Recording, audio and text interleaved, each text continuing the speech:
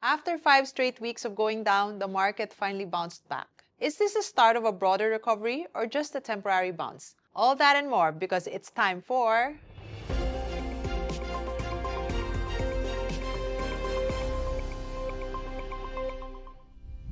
The PSEi rose 2.5% last week to close at 6,264.49, snapping its losing streak. Gainers outnumbered losers 116 to 100, while foreign investors turned net buyers with 353.4 million pesos in inflows. Average daily turnover also improved to 8.8 billion pesos. The major global driver was the U.S. Federal Reserve's first rate cut of 2025, trimming its overnight rate by 25 basis points to 4 to 4.25%. Fed Chair Jerome Powell described it as a risk management cut, balancing inflation risks and employment concerns. However, the dot plot showed a hawkish tilt, signaling just one cut next year versus the 3 that market had been anticipating. Despite the cautious outlook, U.S. equities climbed, with the S&P 500 up 1.2% and the Nasdaq rising 2.3% week on week. Locally, bargain hunting lifted names that were heavily sold down in recent weeks. Plus and Bloom led the rebound, while the big 3 banks also bounced. BDO up 10.2%, BPI up 6%, and Metrobank up 4.3%.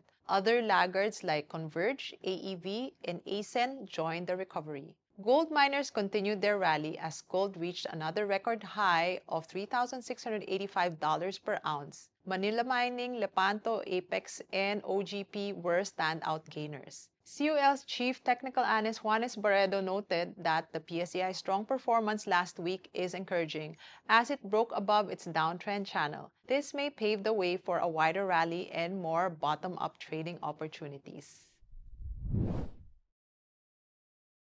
Finance Secretary Ralph Recto said the BSP could deliver 2 more safe 25 basis point cuts on October 9 and December 11, in line with the expected Fed easing. BSP Governor Remolona, however, has maintained that the central bank is near a sweet spot, but acknowledged it could cut again if growth weakens.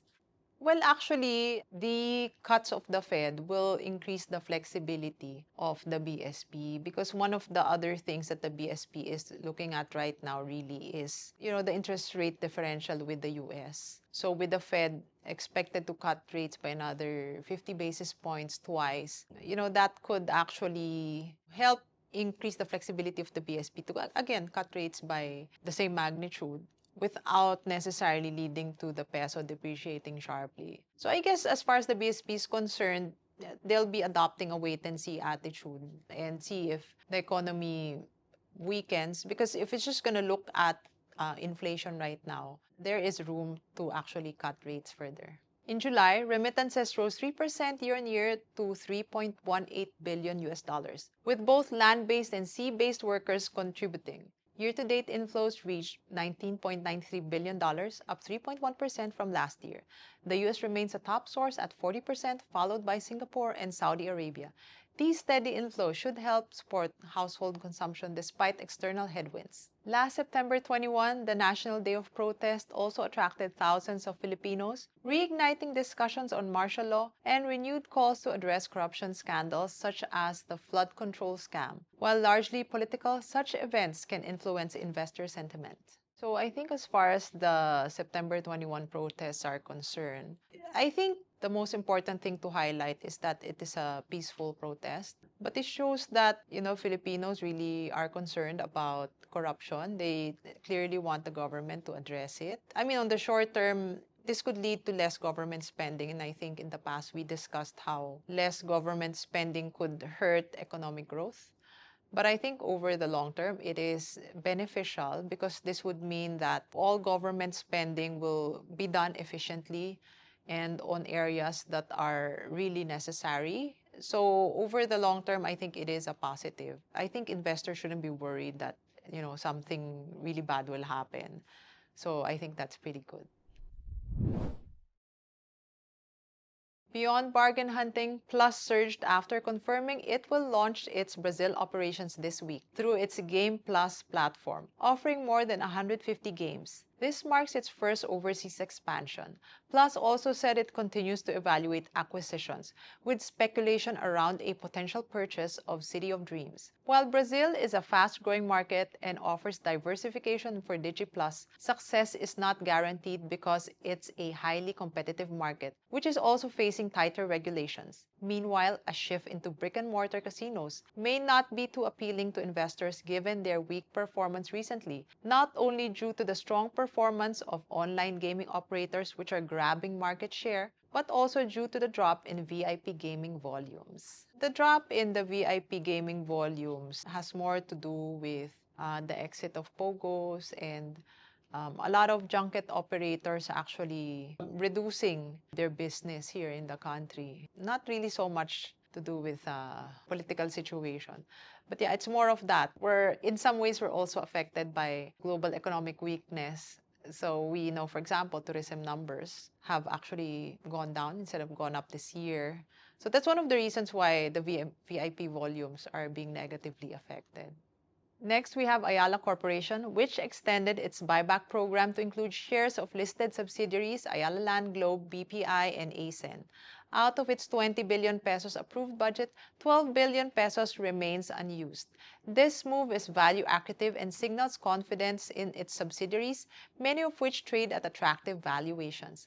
Among them, Ayala Land and BPI stand out.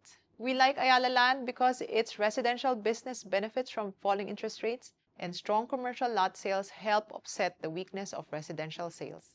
Its minimal exposure to office rentals also makes it less vulnerable to the potential passage of the Keep Call Centers in America Act in the US.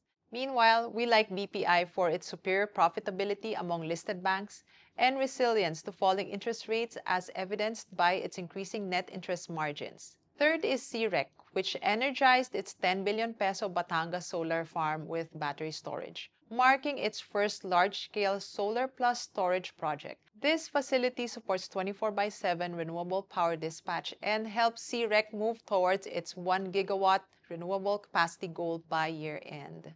Last but definitely not the least, we have one of the most talked about names last week, MREIT, which dropped sharply after its sponsor MegaWorld sold 168 million shares at 13.28 peso per share, well below MREIT's recent high of 14.94 per share, and lower than the 13.82 peso per share of another block sale that happened just last July. Naturally, the sharp discount spooked investors and dragged the stock down. But here's the thing. This kind of sell-off doesn't necessarily mean the fundamentals have changed and could actually open the door for bargain hunters. MREIT has been getting more aggressive in its expansion, with management recently announcing that they will accelerate their target of growing the portfolio from 482,000 square meters today to 1 million square meters by 2027.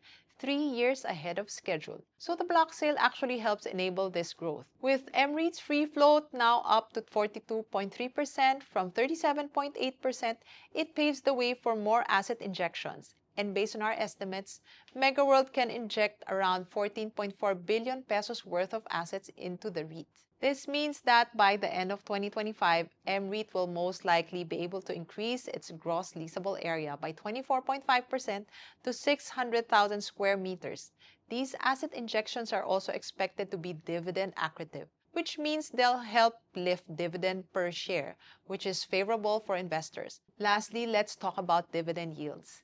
Based on its trailing 12-month dividends, MREIT is now yielding 7.5%, much higher than other more popular REITs like AREIT at 5.2%, RCR at 5%, and CREIT at 5.6%. And with interest rates expected to head lower, dividend yield becomes even more attractive. Combine that with MREIT's aggressive expansion plan and potential for higher dividends, it's not hard to see why this sell-off might actually be a bargain hunting opportunity. I think it is. Again, as discussed a while ago, the reason why it went down really isn't fundamentally driven, but rather because the block sale was executed at a significant discount. So the share price reacted negatively. But actually, the block sale is necessary for MREIT, or actually MegaWorld, to inject assets into MREIT, which will lead to higher dividends per share. And because of the sell-off, the dividend yield is really very high. at more than 7%. So that's around 200 basis points or more than 200 basis points higher compared to the other comparables. So with interest rates expected to go lower, we feel that it really is an opportunity. That's it for this week. Before we wrap up today's episode, I'd like to invite you to subscribe to COL Financial's YouTube channel at COL Financial and get notified on the upcoming updates. Starting this Sunday, COL Financial will be releasing highlights from the COL Investor Summit to help strengthen your investing strategy. Once again, I'm April Tan. Another week is another opportunity. Stay sharp, stay selective, and as always, invest intelligently.